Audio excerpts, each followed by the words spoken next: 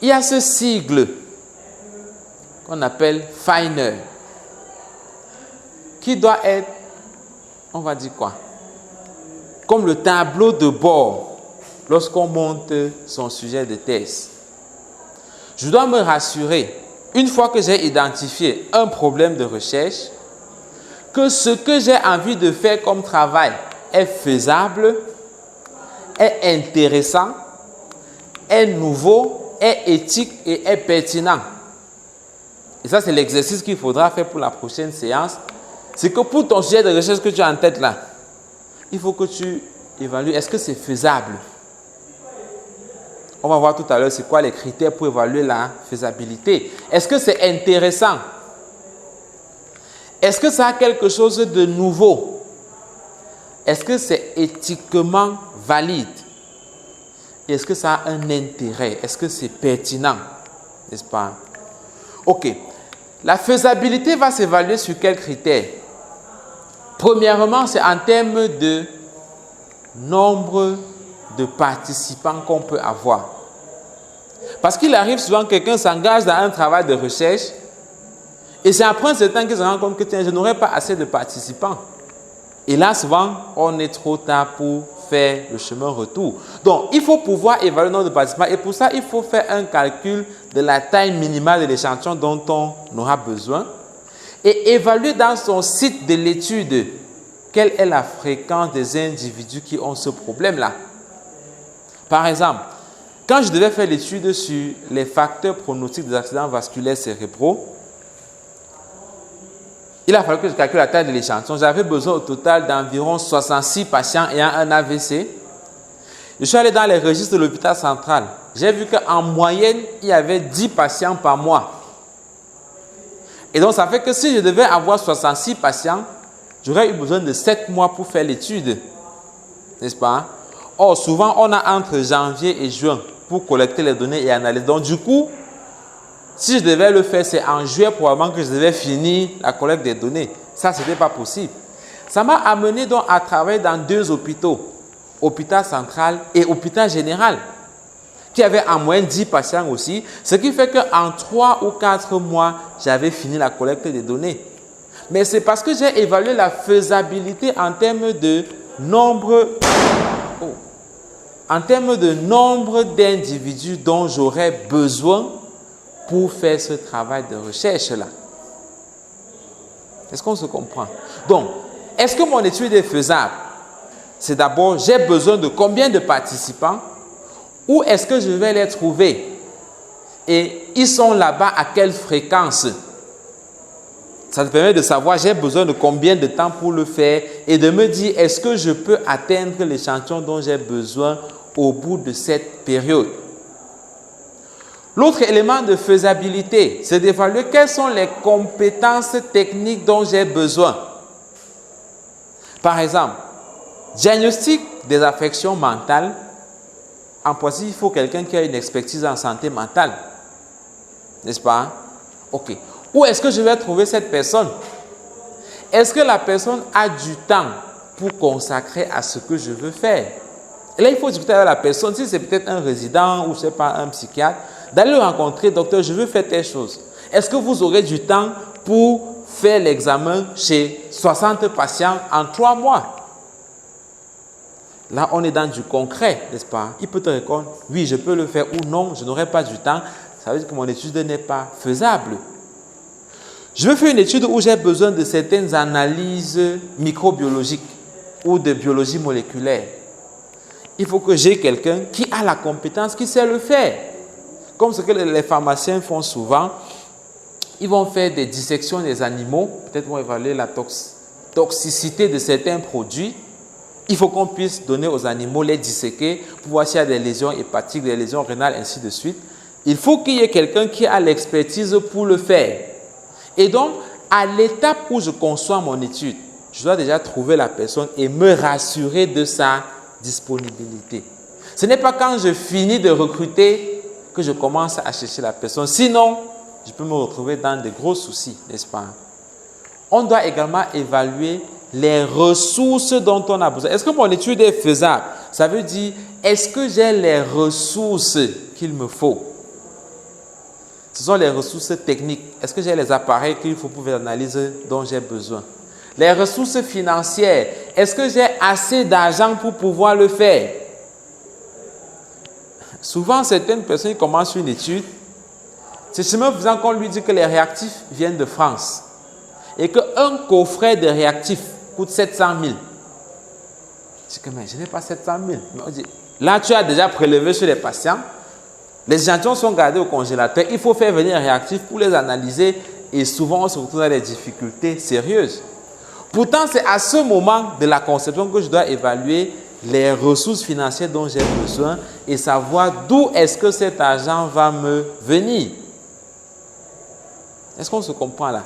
Également, faisabilité en termes de temps. J'aurais besoin de combien de temps pour le faire? Surtout que pour les thèses en général, le temps qu'on a est limité. On ne va pas avoir tout le temps pour le faire. Souvent, on a une période bien précise. Il faut soutenir à un moment donné et on doit pouvoir regarder ça. Donc, ça fait que dans l'évaluation de la faisabilité, je fais un tableau où je dis nombre de participants, c'est combien? Je vais les trouver où? Et là où je vais les trouver, là, ils sont là à quelle fréquence pour savoir est-ce que c'est faisable sur ce point. Je vais regarder expertise technique dont j'ai besoin. Ce sont lesquelles? Je vais les trouver où? Est-ce que ces expertises-là sont disponibles? En termes de ressources matérielles, je vais imprimer combien de questionnaires, combien de protocoles, quel appareil j'ai besoin, quel instrument de collecte j'ai besoin. Je vais trouver ça où et ça va me coûter combien. En termes d'argent, j'aurai besoin de combien. C'est ces éléments qu'on évalue pour dire est-ce que ce sujet est faisable ou pas. C'est une évaluation qui se fait au début pour être sûr qu'on ne se retrouve pas dans des situations compliquées après. Maintenant, le caractère intéressant d'un travail de recherche. Une question qui permet souvent d'évaluer rapidement si c'est intéressant, c'est qui est prêt à payer de l'argent pour avoir la réponse à la question que tu poses là?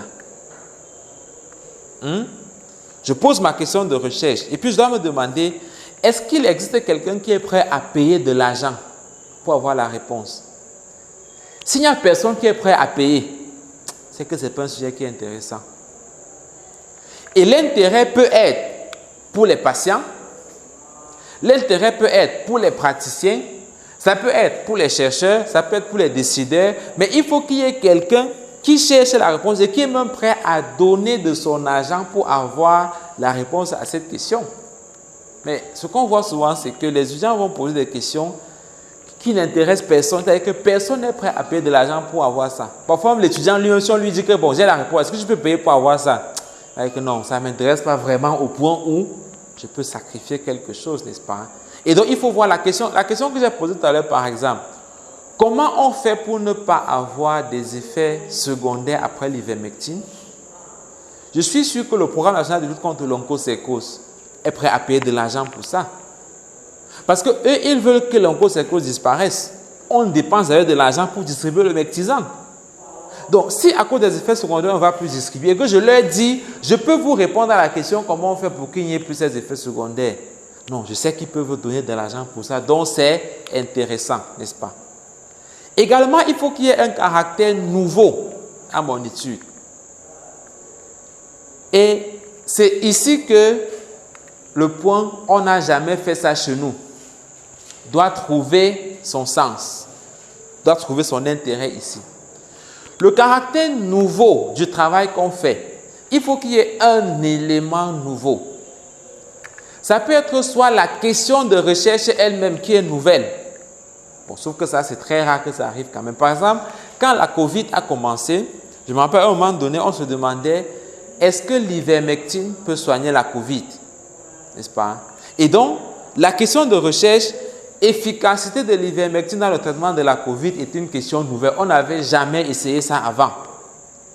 Mais comme je dis, ça arrive très rarement qu'un étudiant puisse trouver une question qui est nouvelle en elle-même.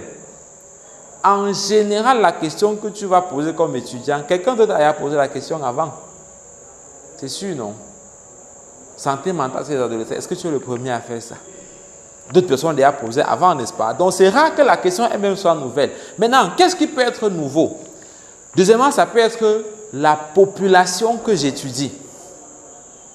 On peut avoir fait une étude chez les adultes et je décide de reposer la même question, mais plutôt dans la population pédiatrique. Comme, je crois peut-être en 2016, il y a une résidente qui a travaillé sur prévalence et facteurs de risque du syndrome métabolique chez les adultes. L'année suivante, une gens a travaillé sur prévalence et facteurs du syndrome métabolique chez les enfants à la Fondation Chantal Bien. Donc, je vois que c'est la même question qui est posée, mais juste qu'on a une population qui est différente. Donc, le caractère nouveau intervient à ce moment dans la population d'études que je vais évaluer. Le caractère nouveau peut être aussi dans le lieu où l'étude est menée. On peut avoir fait une étude, et ça c'est arrivé aussi, une autre résidente avait travaillé sur prévalence de l'hypertension artérielle chez les enfants en milieu scolaire. L'année suivante, une autre travaille sur prévalence de l'hypertension artérielle chez les enfants en milieu hospitalier. Donc tu vois que la question est la même, la population c'est toujours les enfants, mais le lieu où on a fait l'étude devient différent. Parce que là maintenant c'est plutôt en milieu hospitalier. On peut faire quelque chose en milieu urbain, l'autre refaire en milieu rural, et on a un élément nouveau qui est le lieu de l'étude, n'est-ce pas? Le caractère nouveau peut porter plutôt sur le type d'étude qui est fait. Par exemple, l'étude que j'ai faite, c'est une étude de cohorte prospective, facteurs pronostic d'accidents vasculaires cérébraux.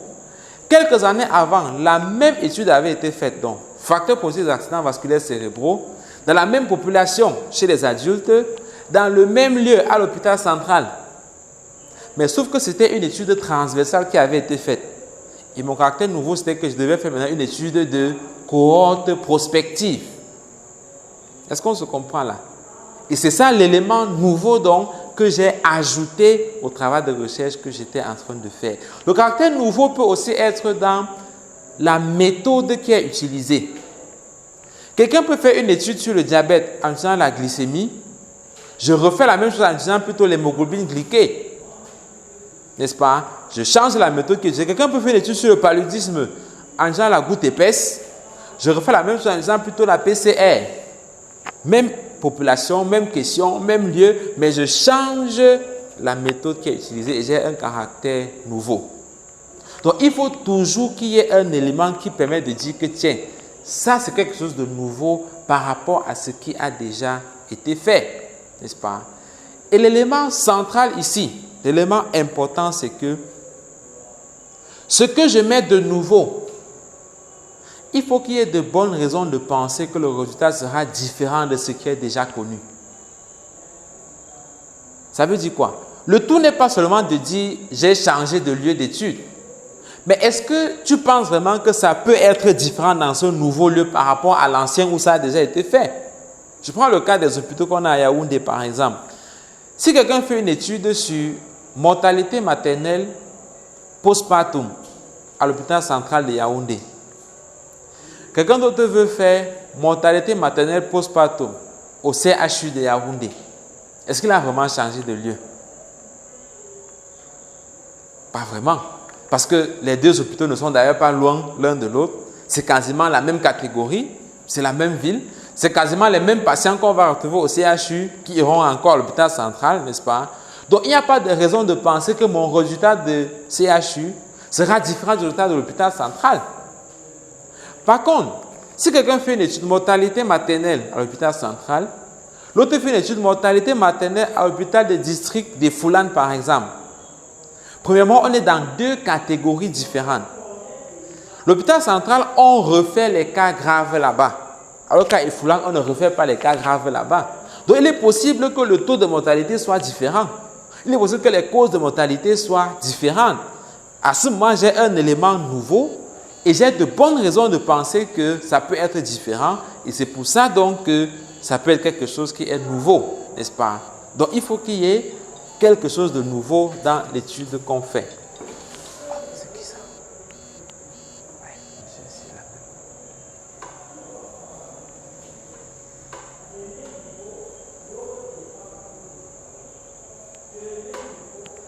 Ok. On doit avoir quelque chose de nouveau dans son travail. Donc, ça fait que pour le sujet que tu es en train de faire, tu dois pouvoir te demander qu'est-ce que j'apporte de nouveau par rapport à ce qui existe déjà. Et c'est pour ça qu'il faudrait donc avoir une sorte de revue de littérature où je vois qu'est-ce qui est déjà fait, même de manière globale, et je peux dire ce que j'apporte comme élément de nouveau, c'est tel élément, c'est le lieu, c'est la population, etc., ou tout ce qu'on vient de discuter là. Le caractère éthique. L'éthique, c'est quoi?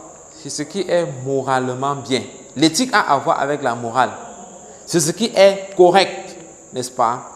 Et il y a certains principes éthiques qui ont été définis, qui vont par exemple regarder à est-ce que ce que je fais a une valeur ajoutée? Est-ce qu'il y a une bienfaisance dedans? Est-ce qu'il y a une non-malfaisance? Est-ce que je ne suis pas en train de nuire aux gens en faisant cela? Est-ce que je ne cause pas un tort à quelqu'un en faisant cela? Est-ce que je n'expose pas les gens à un risque? Et comment est-ce que je vais gérer ce risque-là? N'est-ce pas? Donc, il faut évaluer sur le plan éthique. On verra peut-être plus tard comment ça se fait. Et enfin, il faut voir est-ce que c'est pertinent. Est-ce que dans le contexte où je me trouve là, la question que je pose est utile? Est-ce que ça va servir à quelque chose? Par exemple, si quelqu'un veut faire une étude sur la drépanocytose en Belgique, n'est-ce pas? Ça peut être faisable. Il peut y avoir certaines personnes qui veulent savoir. Ça peut être nouveau, ça peut être éthique. Mais il n'y a pratiquement pas de drépanocytose en Belgique. Donc, ce n'est pas un problème de santé publique pour eux là-bas. Donc, il est probable que ce ne soit pas quelque chose de pertinent par rapport au contexte où il est en train de travailler, n'est-ce pas? Et donc, pour résumer, en général, quand on fait un travail de recherche, il faut se rassurer qu'on a quelque chose qui est finer, faisable, intéressant, nouveau, éthique et pertinent. Et souvent, il faut vraiment aller au bouillon et remplir ces sections-là. Est-ce que c'est faisable? Je remplis. Est-ce que c'est intéressant? Je remplis. Est-ce que c'est nouveau? Est-ce que c'est éthique? Est-ce que c'est pertinent? Je remplis toutes ces sections-là et ça va souvent me permettre de voir un peu plus clair ou parfois de changer de sujet carrément. En évaluant que non, ça, ce n'est pas faisable. Il vaut mieux pour moi prendre un autre sujet auquel je vais appliquer ce même cadre théorique-ci, n'est-ce pas? Voilà, on va bientôt arrêter. L'autre chose, c'est formulation de la question selon le cadre logique Picot. Je remets les choses à leur place. J'identifie un problème, je me rassure que c'est un problème de recherche, n'est-ce pas? On a vu les différents axes où on peut avoir un problème de recherche. Ensuite, je passe par le cadre logique finer. Je vois si c'est faisable, intéressant, nouveau, éthique et pertinent. Une fois que c'est assuré, maintenant je vais passer à la phase de formuler ma question de recherche. Donc, rédiger une question de recherche de manière à ce que tous ceux qui vont la lire comprennent exactement ce que je suis en train de vouloir faire. Dans une question de recherche bien formulée, on doit avoir le P, la population que je veux étudier. La population sur laquelle mon étude va être menée, mon étude va être appliquée, n'est-ce pas? Ça va souvent être en termes de groupe d'âge, peut-être chez les enfants, en termes de genre, peut-être c'est une étude chez les femmes, c'est une étude chez les caucasiens, ainsi de suite, ou en termes d'une pathologie que ceux-là ont, peut-être chez les patients diabétiques, chez les patients hypertendus, mais il faut qu'on sache dans ma question de recherche quelle est la population que j'étudie. Ensuite, quelle est l'intervention que je suis en train de faire chez eux? Ou quelle est la principale variable que j'étudie chez eux? Quand c'est un essai clinique, par exemple, ça peut être un médicament qu'on va évaluer, ça peut être une technique chirurgicale, ça peut être un traitement comportemental, par exemple, n'est-ce pas? Quand c'est des études de prévalence, ça va être quelle est l'affection que je veux étudier dans cette population que j'ai définie précédemment. Ok. Ensuite, comparaison. Souvent, c'est quand on a deux groupes. Surtout pour les essais cliniques, j'aurai un groupe qui prend un traitement, j'aurai un autre groupe qui prend un élément de comparaison. Et le outcome, c'est le critère sur lequel je vais juger l'efficacité de mon intervention. Je vais montrer un exemple tout à l'heure comment on fait la formulation Picot pour son étude. Et parfois, on va ajouter à ça le type d'étude que je fais. études cas témoins, études transversales, études de cohorte, etc. Et donc, on aura d'autres sessions de formation sur les types d'études, n'est-ce pas? Les différents types d'études, comment est-ce qu'on les choisit, qu'est-ce que ça veut dire, etc. pour la formulation PICOT. Donc, un exemple pratique de comment on va poser un problème de recherche et de ça formuler une question de recherche selon la structure PICO. La scabiose, par exemple, affecte 300 millions de personnes dans le monde. La gale, n'est-ce pas? Et 80% des personnes infectées sont en zone de précarité, dans ce qu'on appelle les pays à revenus faibles et intermédiaires, comme le Cameroun. Et parmi ceux-là, la prévalence va aller jusqu'à 60% dans certaines zones. Donc, il y a certains villages où 60% des personnes ont la scabiose. Surtout que c'est une maladie qui se transmet par contact direct. OK. Et il existe pourtant un traitement qui est efficace, comme le benzoate de benzyle qu'on va appliquer et qui va être certainement efficace. Cependant, ce qui va poser problème, c'est que le diagnostic est parfois difficile, surtout pour le personnel infirmier qu'on a en zone rurale. Parce que l'habitude, c'est que souvent, quand quelqu'un vient avec un prurit, dexaméthasone, prurit, ce sont les filaires. Prurit, c'est une allergie. Et beaucoup de patients n'auront pas accès au traitement simplement parce que le diagnostic n'est pas posé. Et donc, le problème qui va se poser là, c'est comment est-ce qu'on peut faciliter l'accès au diagnostic? Comment est-ce qu'on peut faire de telle sorte que les patients qui ont la scabiose, on puisse les diagnostiquer facilement et qu'ils puissent recevoir le traitement qui est souvent disponible même dans les centres de santé intégrés? Donc, ça, c'est comment on structure un problème de recherche. C'est-à-dire, je vais expliquer de manière à ce que celui qui m'écoute aura envie de connaître la réponse. Celui qui m'écoute voudra dire, mais tiens, effectivement, tu as raison. Quelle est donc vraiment la solution au problème que tu poses? Le problème, c'est comment je fais pour que les gens aient un meilleur accès au diagnostic au regard de tout ce qui est dit en haut là. Ça m'amène donc à une étude qui porte sur le développement d'un algorithme diagnostique de la scabiose. Tu vois que je ne commence pas par dire il y a peu d'études sur la scabiose chez nous, donc je veux connaître l'algorithme diagnostique. Non, ça n'a pas de sens. Il faut que je puisse présenter vraiment quel est le problème qui se pose, qui nécessite qu'on fasse de la recherche pour arriver au problème de recherche que je suis en train de poser ici, n'est-ce pas? Très bien.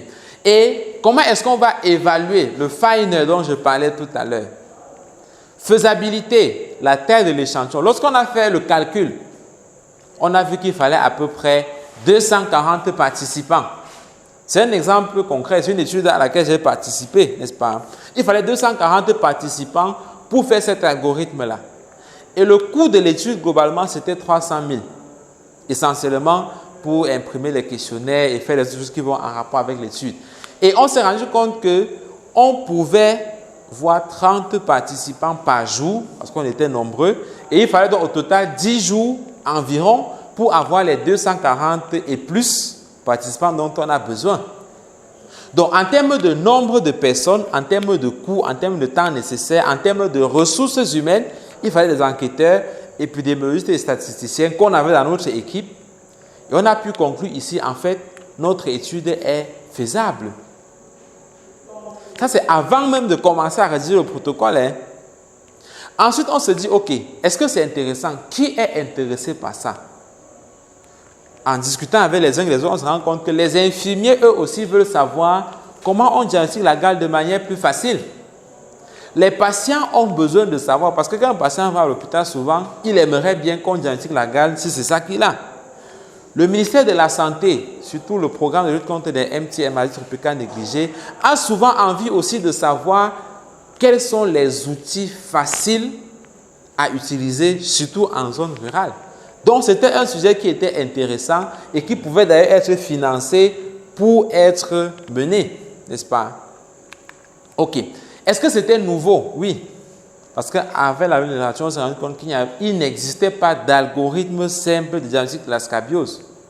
Donc la question, quel algorithme peut-on utiliser pour diagnostiquer la scabiose, était une question nouvelle en elle-même. Est-ce que c'était éthique?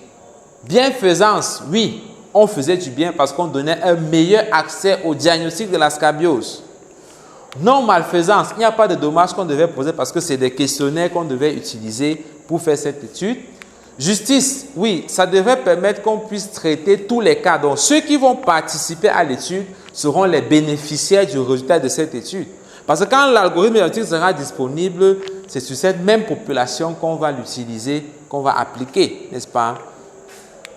Autonomie, oui, les patients devaient participer après consentement éclairé. C'est ça que j'appelais tout à l'heure les principes de l'éthique.